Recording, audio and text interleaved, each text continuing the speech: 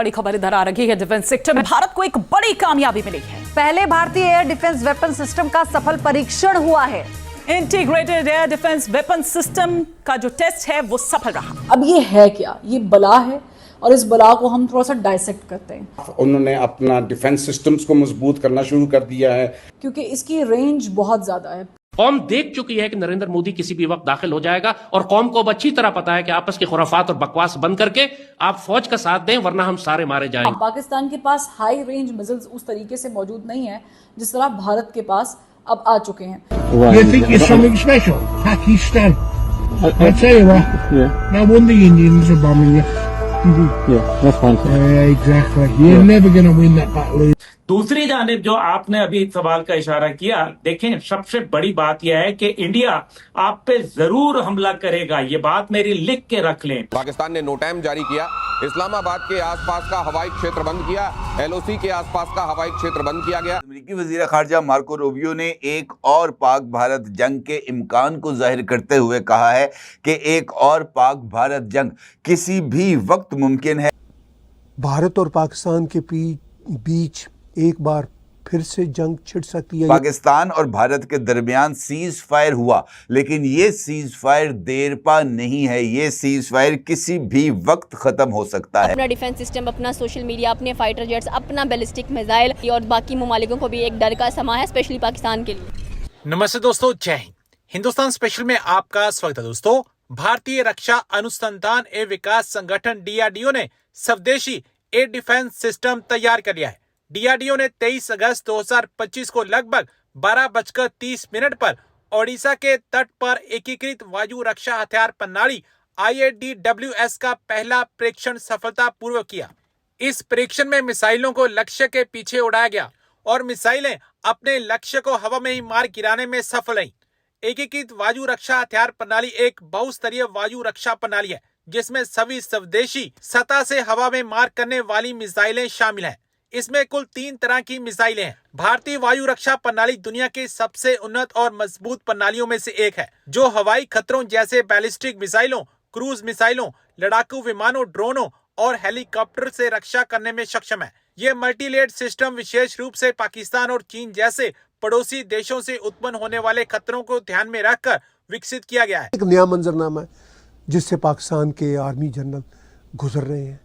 अब ये जो बात मैंने छेड़ी है कि क्या भारत और पाकिस्तान के बीच एक बार फिर से जंग छिड़ सकती है, यानी फौरी एक जंग तो अभी हाल ही में मई में ख़त्म हुई है, उसकी फौरी बात, क्योंकि भारत ने तो अपना ऑपरेशन सिंदूर पॉज किया हुआ है और पाकिस्तानी नोबेल प्राइज़ देने की कोशिश कर रहे हैं। अब पाकिस्तान डोनाल्ड ट्रंप को नोबेल प्राइज़ खुद ही छाप के पेश कर सकता है। तो भारत के army chief general Upendra Dwivedi ji ने नेक्स्ट वार का बार बार तस्करा किया। अब वो नेक्स्ट वार का जब ये तस्करा कर रहे हैं, इसके साथ साथ कह रहे हैं कि ये जो नॉन काइनेटिक वॉर है या ये जो अब वॉर का पूरा मामला है, वो बहुत सारी बातों के साथ जुड़ा। उनकी अगर आप ये स्पीच ANI पे जाके पूरी सुने या भारत की जो आर्म फोर्सेस का YouTube चैनल है उस पे जाके सुने, तो वो पूरे आपको जो है बैकग्राउंड के साथ समझ में आएगी। मैंने तो उसमें से एक वीडियो क्लिप अभी आपके साथ शेयर किया, मगर वो भी वीडियो क्लिप जो है वो अपनी जगह पे, एक छोटा सा वीडियो क्लिप जो हमने काट के लगाया वो अपनी जगह पे मुकम्मल है। वो बता रहा है कि भारत के आर्मी चीफ क्या कह रहे हैं। वो कह रहे हैं कि इसमें नैरेटिव भी शामिल है, इसमें टेक्नोलॉजी भी शामिल है, इसमें असला भी शामिल है और सिटीजन्स भी शामिल है। कि अब ये जो वार है ये सिर्फ आर्मी की वार नहीं है, ये पूरी नेशन की वार है और ये मामला दुनिया भर में अब कुछ ऐसा ही हो चुका हुआ है। उन्होंने अपनी इस पूरी स्पीच में ये भी कहा था, जो मैंने सुनी, कि जैसे कारगिल की वार में जो सिटीजन सोल्जर्स होते हैं वो आगे आए, मदद की, निशानदही दूसरी बात यह है कि देखें, अगर हम बात करें कि हमारा हमसाया अगर अपने आप को टेक्नोलॉजी में इतना स्ट्रॉन्ग करता जा रहा है, तो हमारे भी फिक्रमंद तो होने वाली बात है, सोचने वाली बात है कि यार वो अगर अग्नि 5 बना रहा है, वो जदीद तरीन जो है वो हथियार बना रहा है, तो हम किधर खड़े हैं? तो हमें भी अपने मज़ीद जो है वो जदीद और अप टू ग्रेड जो है वो हथियार बनाने की तरफ जाने की ज़रूरत है। और दुनिया में मतलब वो एक डर और खौफ का माहौल देखने को मिल रहा है, स्पेशली अगर पाकिस्तान में जैसे इंडियन मीडिया ये वावेला करता हुआ हमें दिखाई दे रहा है कि भाई जो हमारा अग्नि 5 है वो दुनिया बल्कि पूरे पाकिस्तान को लपेट सकता है, इतना उसके अंदर इतनी पावर है। हमारे सामने नहीं आ जाती क्योंकि बहुत सारी जगहों पे ये आ रहा है कि भाई अग्नि 5 बहुत ही स्ट्रॉन्ग मिसाइल बन के उभरा है कि अगर वो ज़मीन के अंडर में भी आपकी जो है वो ज़मीन की से अगर आपके मिसाइल पड़े हुए हैं उनको भी ये तबाह करने की सलाहियत रखता है। आपके वो एटमी हथियार हों, आपकी कोई भी असासे मौजूद हों,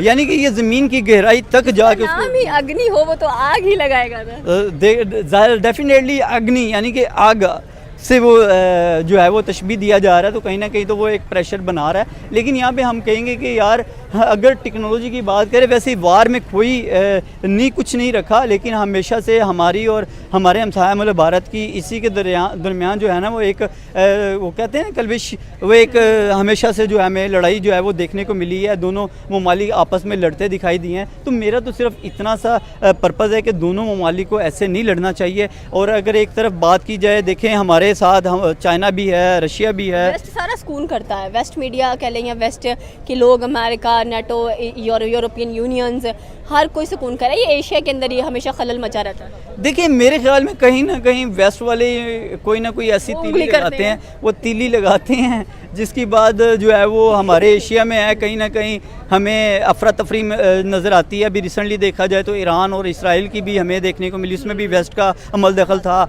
और अभी अगर हम बात करें यहाँ पे पाकिस्तान और इंडिया की, तो रिसेंटली इसमें भी कहीं ना कहीं आपको ताने बाने जो है वो वेस्ट से ही मिलते नज़र आएंगे। क्योंकि अगर वो चाहते, अक़वाम मुत्तहिदा चाहती या जो इनकी जनरल जो असम्बली है वो ये चाहती, तो भाई हमारे मुल्क और हमारे हमसाया मुल्क भारत को बिठा के इस मसले को रिजोल्व किया जा सकता था। जिस कश्मीर के मुद्दे पे हम हमेशा लड़ते हैं, जिस मुद्दे पे कि जी कश्मीर जो है वो बहुत ही जो है वो कश्मीर हमारा हिस्सा है और हमारा हमसाया मुल्क भारत कहता है वो हमारा हिस्सा है। तो मुझे कहीं ना कहीं ऐसा लगता है कि हमें ये सोचने की ज़रूरत है कि यार कश्मीर किसका हो सकता है। और हम भी 5 फरवरी को जो है वो एक कश्मीर डे मना लेते हैं, तो मेरे ख्याल में कश्मीर का एक दिन मनाने से कश्मीर हमारा नहीं हो जाता। कश्मीर के लिए बड़ी एफर्ट करनी पड़ती है। और दूसरी बात, हमें हमारे हमसाया मुल्क भारत से, हम अमेरिका को छोड़ के रशिया से तेल क्यों नहीं खरीदते? ये सोचने वाली बात है। देखें एक हमारा जो प्राइम मिनिस्टर था, एक्स प्राइम मिनिस्टर था, जो अभी जेल के अंदर है, उसने कहा था कि भाई हम परचेज़ करेंगे, हम कोई डरते हैं किसी से।